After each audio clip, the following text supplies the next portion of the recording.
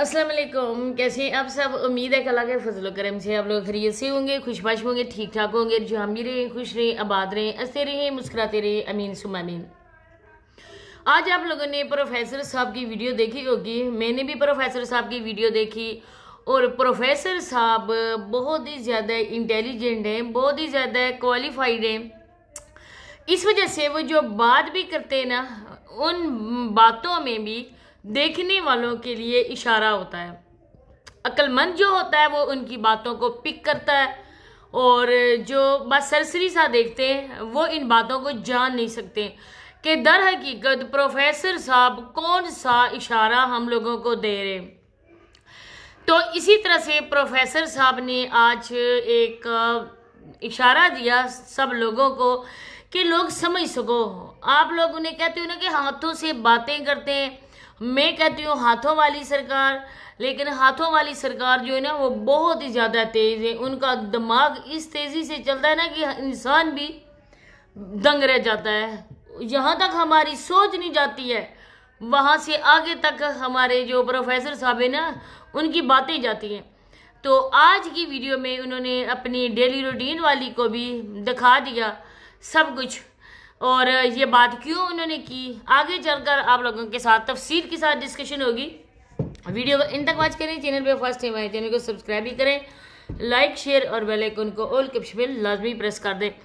Professor साहब दर हकीकत कल जिस तरह से अपनी साली साहिबा को डेली रूटीन वाली के नाम से पुकार रहे थे, आप लोगों ने वो भी सुनी होंगी बातें। लोगों के कमेंट्स भी थे कि आप अपनी साली मोहतरमा का नाम डेली रूटीन वाली क्यों लेते हो।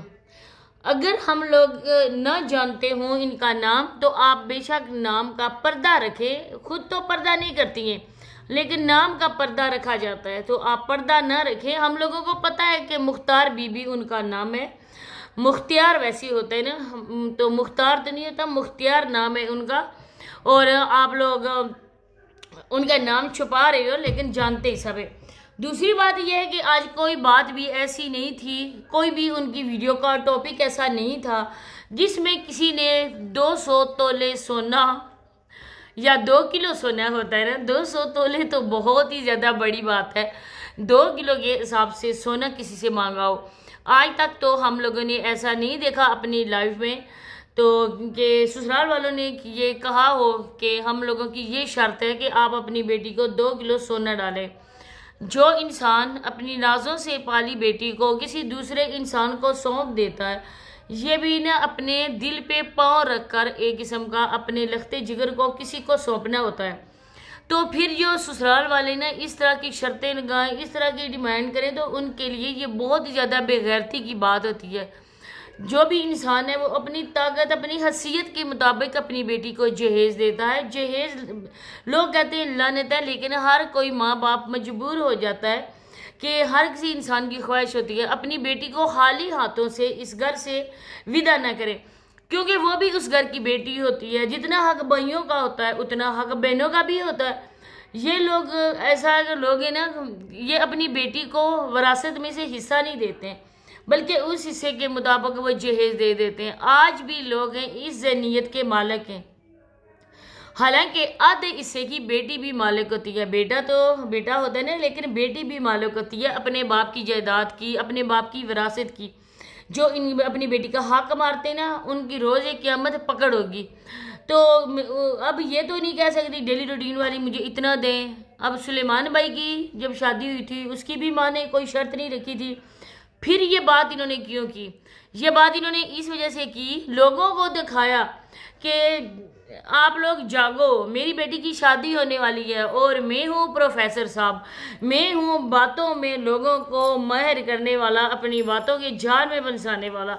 आप मेरी बातों को समझो और सोचो कि जब बात हुई है कि 2 किलो सोना नहीं डाल सकते, तो हम ये करते हैं कि वो झुमके, एक सोने की जो गोल्ड की होती है ना रिंग, और एक नाक में पहनने वाला कोका, वो हम अपनी बेटी को देंगे। ये भी बहुत एक्सपेंसिव है।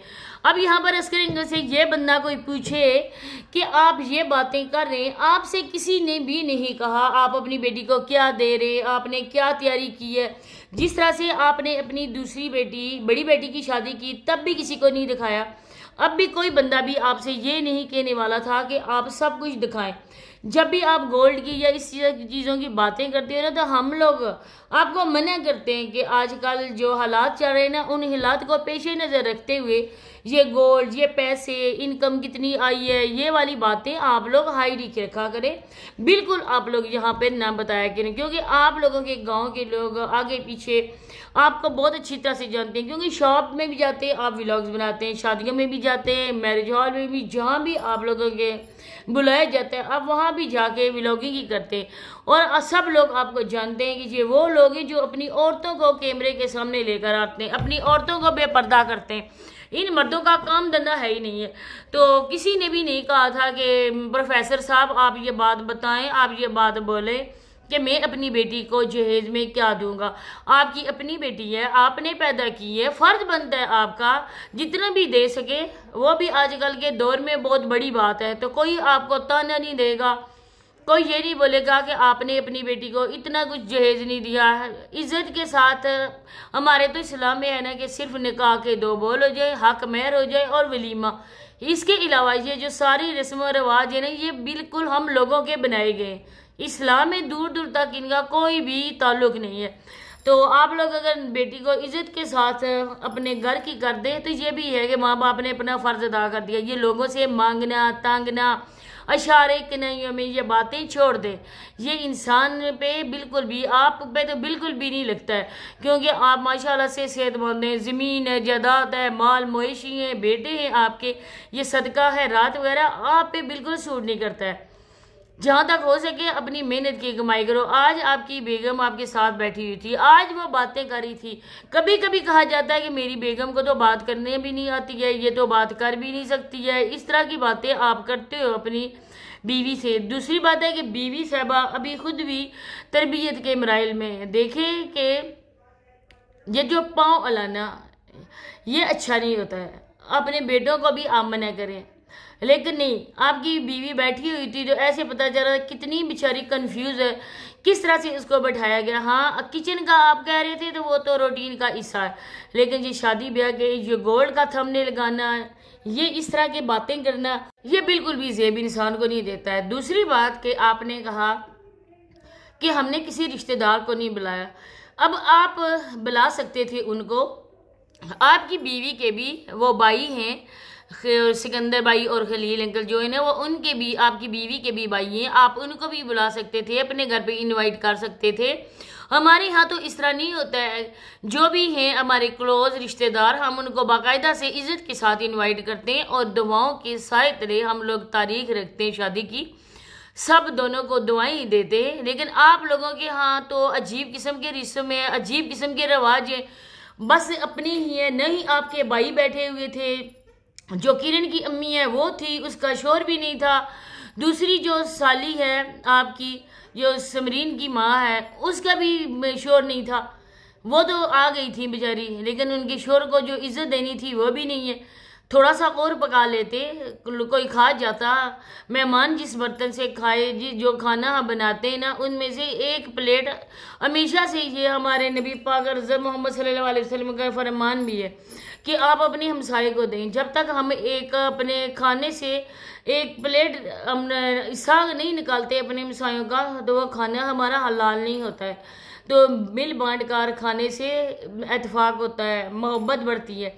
लेकिन आपने तो ये नहीं कहा। सुनने में आया है कि जो सिकंदर भाई हैं उनका तो सूट भी तैयार नहीं था, उन्होंने बाकायदा से डेढ़ मुकर्रर के लिए सूट भी रखा हुआ था, टेलर को दिया हुआ था, लेकिन वो सूट भी टाइम पर तैयार नहीं हुआ, इस वजह से वो नहीं आ सके।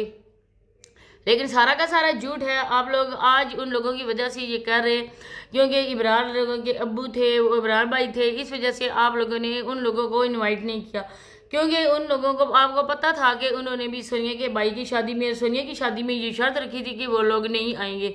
इस वजह से आप लोगों ने भी उनको नहीं बुलाया। तो जो बात सच है वो लोगों को बता दिया करें, क्योंकि फिर आप कहते हैं व्यूअर्स को हमारी हेल्प करो, लेकिन आप उनको सिर्फ बात तो बताते नहीं है। इसी के साथ इजाज़त चाहती हूँ। अल्लाह हाफ़िज़।